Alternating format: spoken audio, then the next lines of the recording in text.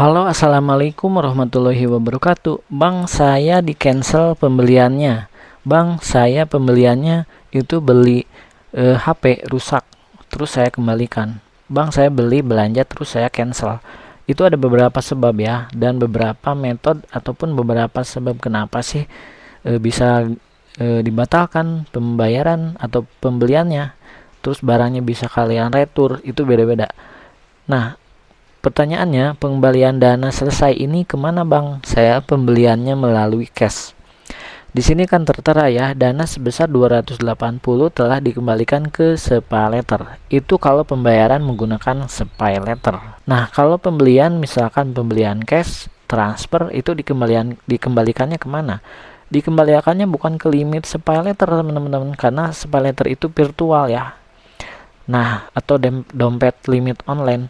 Kalau pembelian cash tentunya kalian balik lagi ke bank, tapi nggak langsung ke bank masing-masing, yaitu ke dompet digital Shopee namanya SPayLater. Nah, SPayLater sama ShopeePayLater berbeda, teman-teman, seperti itu ya. Pengembalian diajukan, pembatalan disetujui, setelah itu nunggu 1-2 hari baru dikembalikan. Prosesnya seperti itu ya, teman-teman. Nah, waktu itu saya di sini dibatalkan. Nah, berbeda lagi kalau dibatalkan seperti ini, dana sebesar telah dikembalikan ke saldo ShopeePay. Nah, ini teman-teman.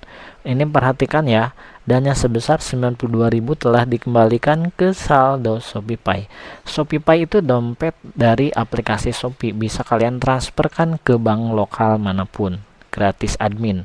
Karena saya belinya ini menggunakan saldo ShopeePay. Kalau nggak salah saya juga pernah membeli barang ini menggunakan bank transfer, seperti itu ya. Nah, kalau menggunakan bank transfer, saldonya kembali kemana? ShopeePay. ShopeePay itu yang mana bang? Nah, kalian klik aja back ya. Nah, di sini teman-teman ada ShopeePay, kalian klik. Nah, ini yang dinamakan ShopeePay teman-teman. ShopeePay itu di sini ada tulisan ShopeePay. Jadi saldo saya 11.000 ya.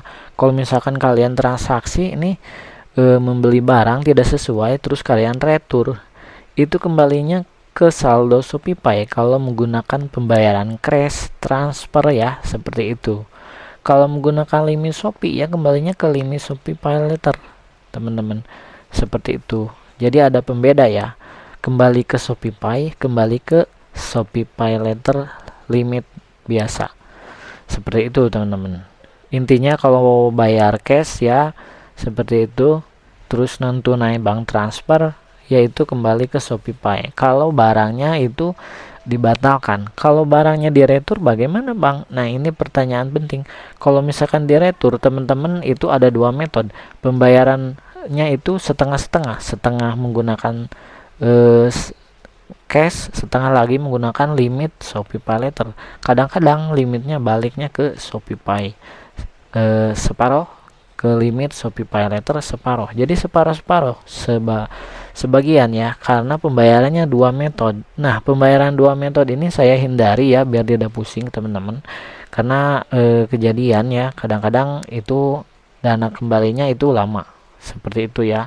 Mungkin butuh beberapa waktu, seperti itu teman-teman. Nah, di sini dikirim ke bank 23.000 bisa. Dana dikembalikan 26.000.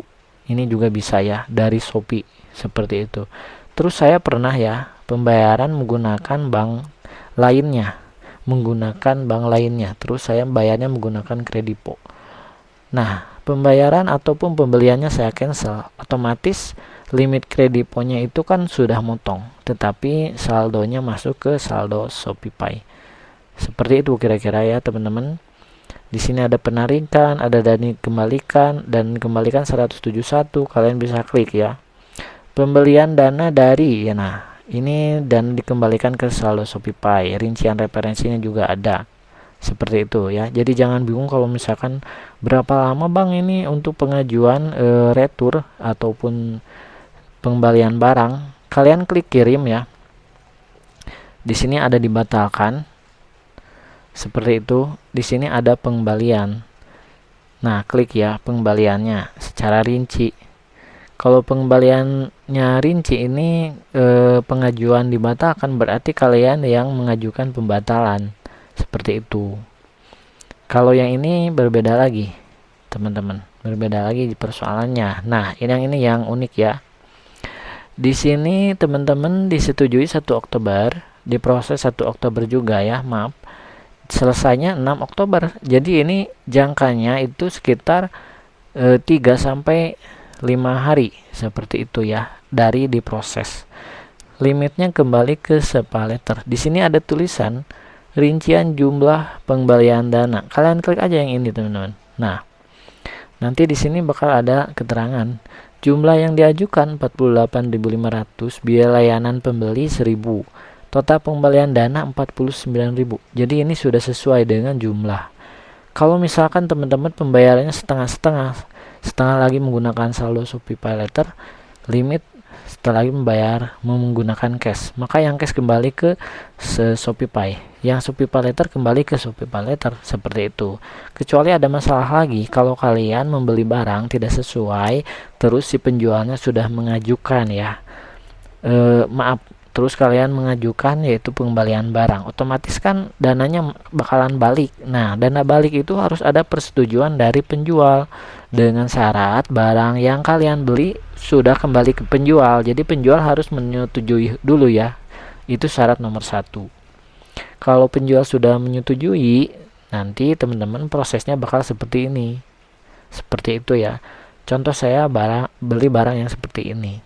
Di sini ada lihat selengkapnya. Nah, kalian jangan terlalu bingung ya. Jumlah pengembalian dananya ada, pembalian dana ke SEPA letter, barang sampai namun tidak lengkap. Nah, saya juga seperti itu. Ini diretur ya. Diretur melalui seller. Chat Shopee ya, seller. Diajukannya tanggal 1, pembalian disetujui tanggal 1 juga. Pembalian dana diproses tanggal 1 juga, cuma beda jam aja ya, seperti itu. Jadi prosesnya nggak lama, tergantung dari si sellernya, kira-kira seperti itu ya. Apabila ada yang ditanyakan silakan ya.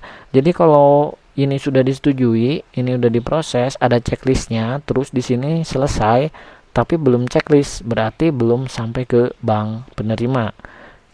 Kalau sudah checklist berarti sudah kembali bank penerima ataupun kembali ke saldo Shopee Pay ataupun kembali ke limit Shopee Pay Later. Seperti itu ya. Di sini ada tulisan selesai, ada checklistnya, berarti itu sudah beres persoalannya. Seperti itu ya.